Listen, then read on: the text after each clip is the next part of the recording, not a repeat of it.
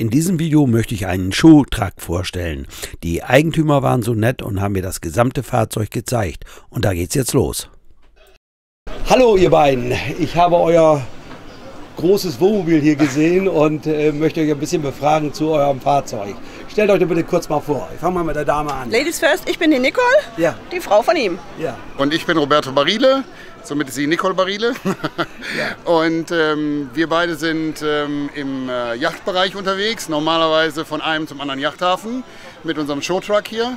Und weil wir heute am Wochenende hier mal in dem großen Wohnmobiltreffen Klüsserath ist uns immer viel von erzählt worden und deswegen stehen wir heute hier. Ja. Jetzt muss man dich ja fragen oder euch fragen, warum habt ihr so ein Wohnmobil? Ja, also Wohnen ist eigentlich nur die zweite Situation. Das ist geschuldet unserem Arbeitseinsatz. Wir sind als Showtruck, wie gerade schon gesagt, unterwegs und bringen über die Leinwand, die wir am LKW montiert haben, ja, unsere Arbeit an den Mann. Und, ja, und dann auf Reisen muss man natürlich irgendwo unterkommen und deswegen wohnen wir da auch drin. Ja. Also, technische Daten, mal vielleicht Länge. Ja, wir haben 11,60 Meter an Länge, wir haben 3,95 Meter Höhe, alles was erlaubt ist sozusagen, 2,55er Breite als Kühlaufbau und MAN-TX mit einem 18 Tonnen Fahrchassis, Luftfederung und 440 PS. Ja.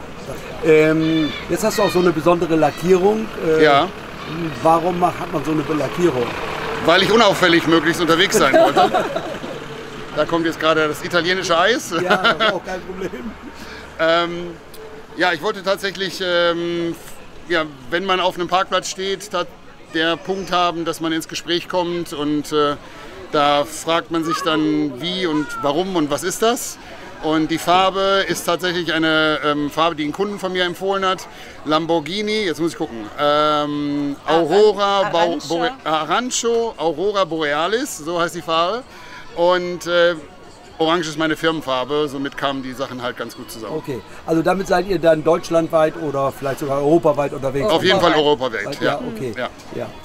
Gut, vielleicht können wir gleich mal, ich zeige ein paar Bilder, blende ich ein Ja, draußen. gerne. Vielleicht können wir gleich auch mal reingehen und gerne. so ein Fahrzeug von innen angucken. Gerne. Ja, ja.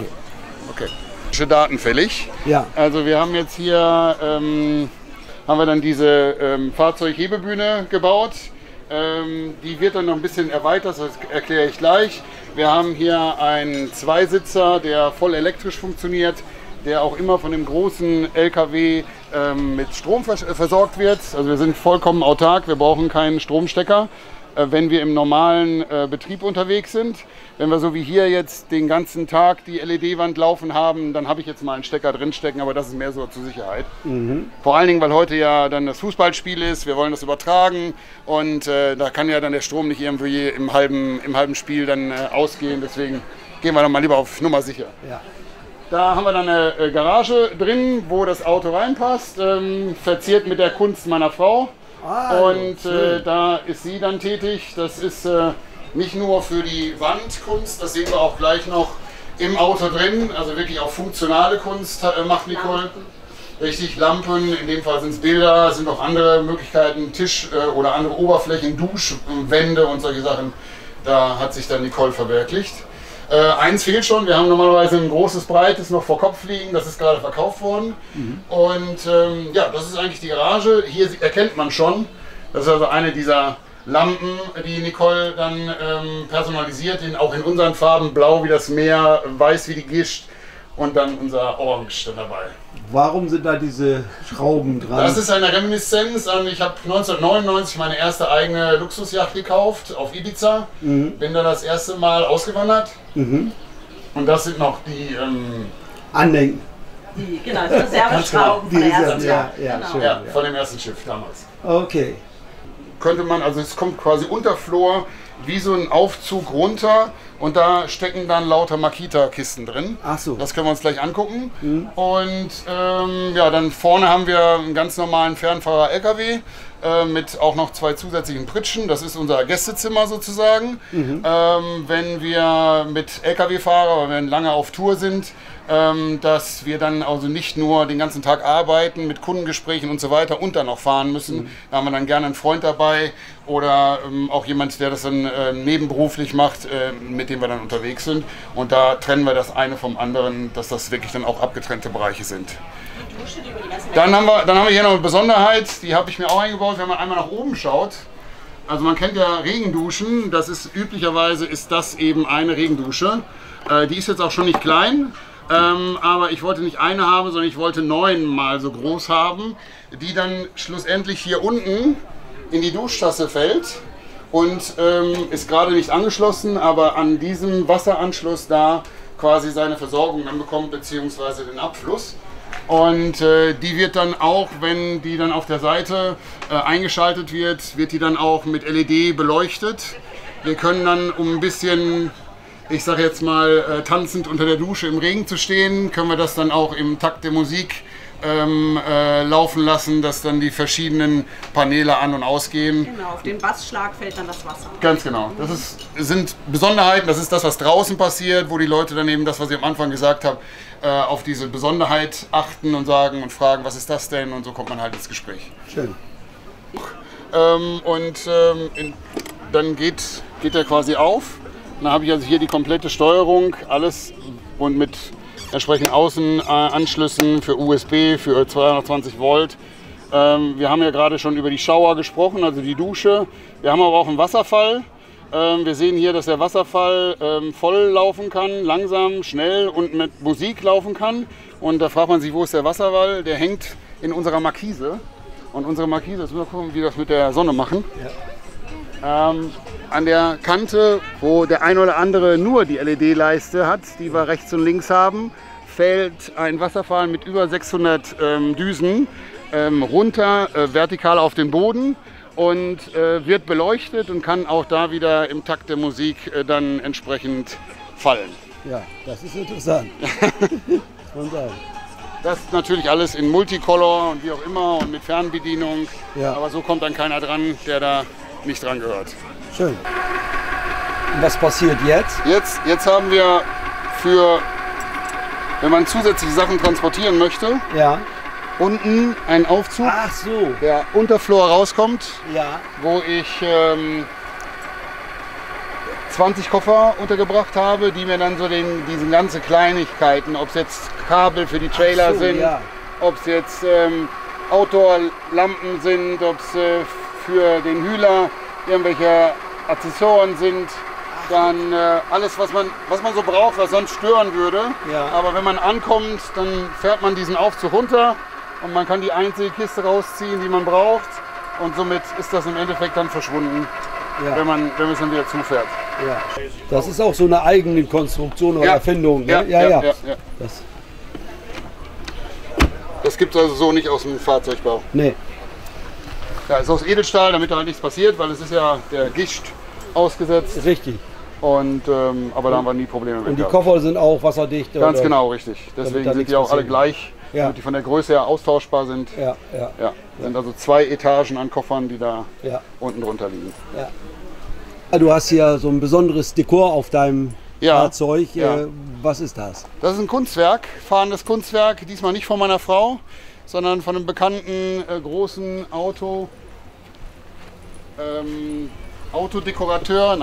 Künstler, der für US-Größen schon seine Kunstwerke gemacht hat. Da werden dann super Luxussportwagen mit lackiert. René Turek ist bekannt in der Szene. Und wir haben halt angefangen, die Seite zu lackieren. Und ich habe ihm freie Leinwand gegeben.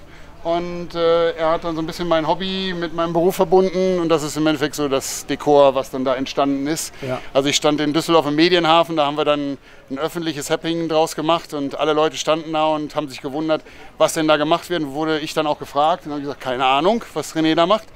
Und nach 24 Stunden extrem Painting, also er hat wirklich durchgearbeitet die Nacht, ist das dann aber rausgekommen. So, jetzt gehen wir mal rein ins Fahrzeug, denke ich. Dann nehmen wir mal Captain zur Seite. Ja. Captain. Am besten, ihr geht mal vor, ihr kennt euch aus. Lass mal den Onkel da rein. Ja.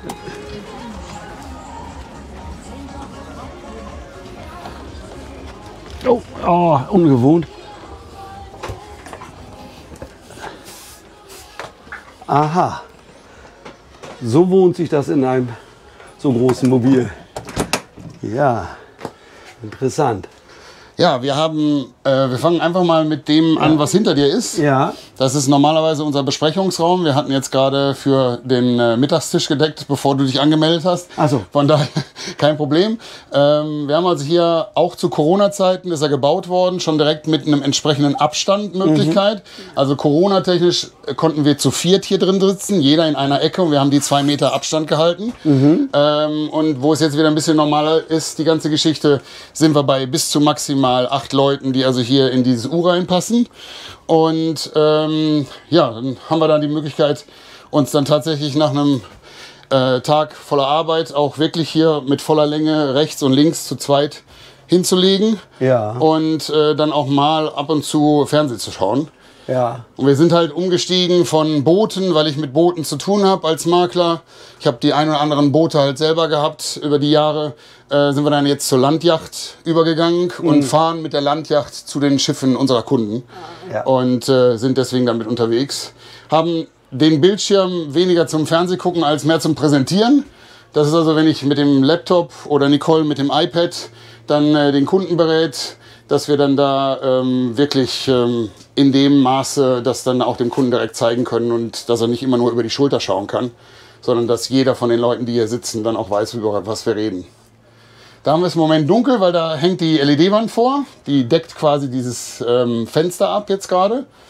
Und dann geht's, genau, dann geht's in die Küche bereits. Da sieht man auf dem Boden, das ist also dem Yachtbau entnommen. Ich wollte das Mobil so haben, dass ich mich eben wie in einer Landjacht fühle. Das ist also, die ganzen Farben sind so gewählt, dass das alles nautisch anhaucht. Und meine Frau mag clean. Ja. Also es steht schon außergewöhnlich viel auf diesem auf dieser Küchenablage. Normalerweise ist auch das hier normalerweise nicht vorhanden. Und das hat sie halt geschafft, indem sie sich diese Küchenauszüge dann gewünscht hat. Und das haben wir in dem Fall zweimal. Im Moment ist nur der Airfryer drin, aber üblicherweise ist der Thermomixer drin, genauso wie wir dann hier einen Espresso-Automaten zur Bewertung von unseren Gästen haben, damit man direkt im Sitzen sich eine Tasse Kaffee ziehen kann. Genau. Schön. Und weg ist es und gut verstanden. Ja, sehr gut. Genau. Und natürlich normaler Ablauf, das ist logisch. Und dann eine Spülmaschine haben wir. Fürs Wasser, ne? Genau, dann haben wir gefiltertes Wasser, was wir dann auch wirklich trinken können. Also wir trinken tatsächlich unser Wasser hier im Wohnmobil aus dem 500 Liter Tank Wasser und nochmal zusätzlich 450 Liter Regenwasser. Der Regenwasserbereich wird dann aufgearbeitet und wird dann auch zum Trinkwasser schlussendlich. Wir haben eine Osmose-Rückkehranlage, die das dann entsprechend alles ja, dann auch keimfrei macht etc. Dann gehen wir in den... Ja, wir haben eine ganz normale Haustechnik, also Siemens Waschtrockner, also was man so zu Hause stehen hat, mit bis zu 9 Kilo, glaube ich. Ganz normalen Kühlschrank, der aus dem Wohnmobilbereich Weco schon bekannt ist. Hier steht im Moment gerade die Klappe auf, weil wir waren dabei, die ganze Disco-Technik für heute Abend, für das Fußballspiel einzurichten. Hier wählen wir die Quelle aus für die LED-Wand. Hier haben wir die Soundanlage, die angesteuert wird. 2 Apple TVs, die Satellitenanlage, unsere Oyster Connect für den Internetzugang. Alles das, was wir brauchen, verschwindet aber sonst hinter der Klappe und sieht kein Mensch. Wenn's dann, also wir haben dann hier einen dieser Button auf dem Display, der heißt dann, das ist der am meisten quält, Disco Command. Und wenn ich Disco Command anmache, dann erleuchtet das alles und dann sind wir dann halt wirklich im Show-Modus sozusagen. Ja, Nicole philosophiert über die Victron immer wieder, ist total begeistert, weil wir haben ja auch schon Zeiten hinter uns gebracht, wo wir normale Batterien hatten, mit dem absoluten No-Go und dem Totalausfall und solche Sachen. Und da haben wir uns dann halt für Lithium-Ionen-Batterien, wir haben insgesamt 30 Kilowattstunden an Speicher in Lithium und wir haben 5 kW Peak an Solar auf dem Auto insgesamt. Das können wir uns aber später angucken, wenn wir uns die Dachterrasse mit dem Helikopterlandeplatz angucken. Schön. Sternenhimmel, den Glasfaser Ja. Sternenhimmel. Ja. Den kann man. Ne? Ja, So, dann haben wir hier eine Yachttoilette, ganz normal, was man kennt aus dem Schiffsbau. Ja. Eine volle Dusche in der Ecke hier, ja. dass man dann auch das Badezimmer hat, wo wir beide, ohne über den anderen herzukrabbeln, dann jeder in sein Bettteil kommen kann. Ja. Das heißt, ich schicke dich einfach mal zu meiner Frau. Ja. Und wir treffen uns dann. Okay, hallo. Komm rein. Wir treffen uns dann hier. Ja. Oh, nicht, da war aber ich auch. einmal. Kein Problem. Alles Gute, alles heil geblieben. Schmerz muss erstmal vorbeigehen. Ja, ich kenne den Schmerz. Das tut mir leid. Nein, alles gut. Aber auch auf die Kamera. Ja. Ja. So, und dann haben wir hier ganz normales Doppelbett. Wir haben hier drunter die Garage. Ja. Und hier drüber, das ist jetzt gerade nicht beleuchtet, aber das ist das Sternbild vom 1. April, wo wir uns das dann kennengelernt haben. Das ist jetzt fast 13 Jahre her. Ja, genau, 13 Jahre her. Und habe ich mir machen lassen, entsprechend einsetzen lassen. Das ist also ein einmaliges, jeder kann sein Datum von einer gewissen Uhrzeit, einem gewissen Ort, Sternenkarte sich ausdrucken lassen im Internet. Wahnsinn. Haben wir hier verbauen lassen. Und also Glasfaser und hier so eine Sternschnuppe, die dann läuft. Ganz genau. schön. Ah, okay. Und wo wir jetzt im Badezimmer sind wir noch nicht ganz fertig, denn wir wollen ja irgendwie in unseren Dachgarten kommen. Und das ist dann halt unser Zugang.